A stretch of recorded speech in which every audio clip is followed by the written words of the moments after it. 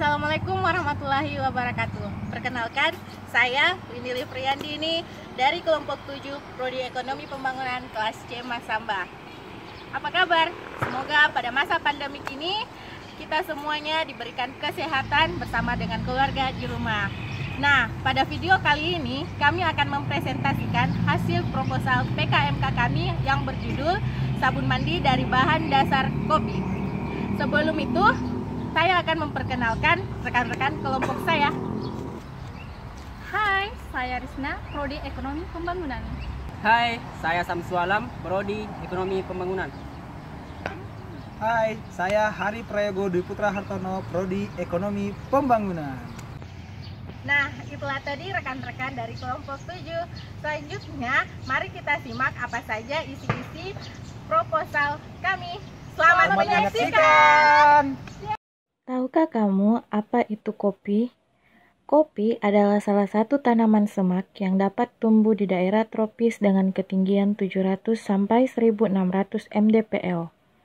Tanaman ini menghasilkan buah kopi yang dapat diolah menjadi bubuk minuman maupun sebagai bahan dasar perawatan kecantikan alami kulit.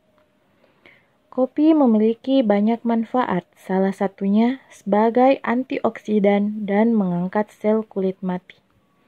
Berdasarkan fakta tersebut, kami menemukan inovasi terbaru pada serbuk kopi yang dapat dijadikan bahan dasar sabun, yaitu sabun mandi batang dan sabun mandi cair yang terbuat dari kopi. Perbedaan sabun kami dengan sabun yang lain. Pada sabun mandi lain tidak dapat dijadikan scrub, sedangkan sabun mandi kopi kami dapat dijadikan scrub yang berfungsi mengangkat sel kulit mati dan menjadikan kulit terasa halus. Bahan baku: serbuk kopi tentu pasti, soda api, air, garam, minyak zaitun, minyak kelapa, dan minyak kelapa sawit. Keunggulan produk kami: selain dapat dijadikan scrub yang berfungsi mengangkat sel kulit mati dan menjadikan kulit terasa halus, sabun kopi kaya vitamin B3 berkat pemecahan senyawa kunci yang disebut trigonalin. Niacin atau lebih dikenal sebagai vitamin B3 memiliki manfaat baik untuk kesehatan. Konsumsi harian vitamin B3 dapat melindungi tubuh dari bentuk yang paling umum dari kanker kulit. Sabun mandi ini juga dapat dijadikan sebagai souvenir pernikahan, hadiah, ataupun hampers lebaran. Metode pelaksanaan.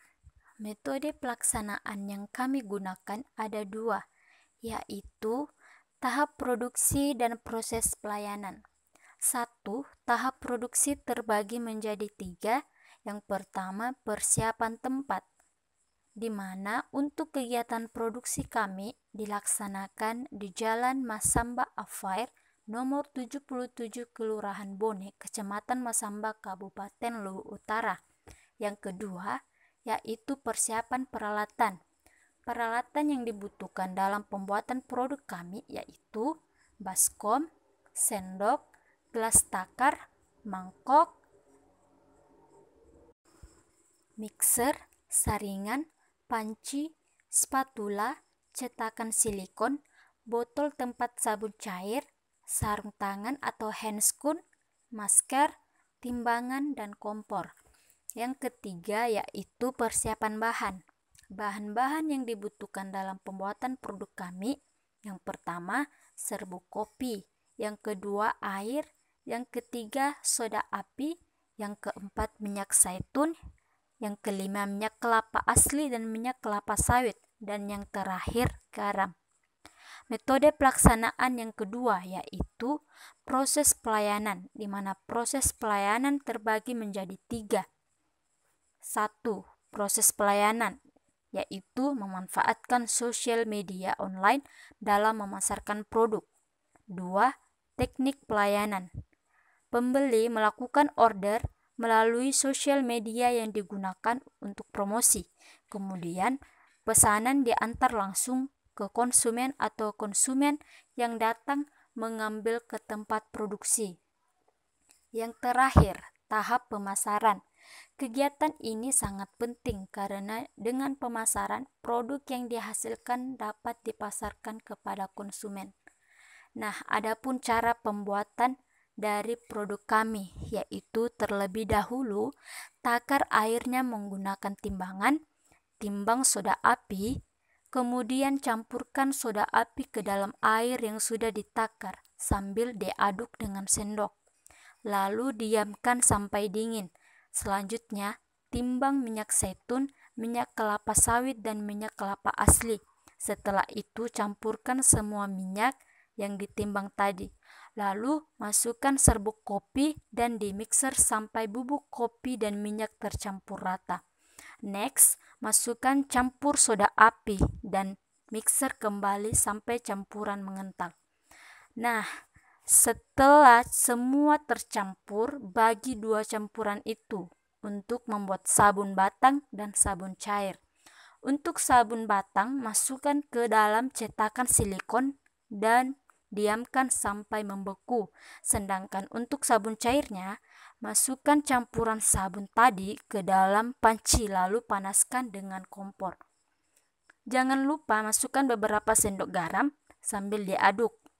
Nah, setelah teksturnya sudah mengental, matikan kompor dan dinginkan. Untuk sabun batang, jika sudah membeku, keluarkan dari cetakan dan potong-potong sesuai bentuk yang diinginkan. Dan untuk sabun cair, jika sudah dingin, masukkan ke dalam botol yang sudah disediakan sebelumnya. Anggaran dan jadwal kegiatan. Pada kegiatan ini, anggaran biaya diuraikan dalam rekapitulasi anggaran sebagai berikut. Peralatan penunjang sebesar Rp2.030.000. Bahan habis pakai sebesar Rp465.000. Perjalanan sebesar Rp5.700.000. Lain-lain sebesar Rp1.520.000. Total sebesar Rp9.715.000. Untuk jadwal kegiatan dilaksanakan selama 3 bulan dari Maret sampai Mei 2020. Nah, itu tadi video hasil proposal PKMK dari kelompok 7. Kurang lebihnya mohon dimaafkan. Wassalamualaikum warahmatullahi wabarakatuh.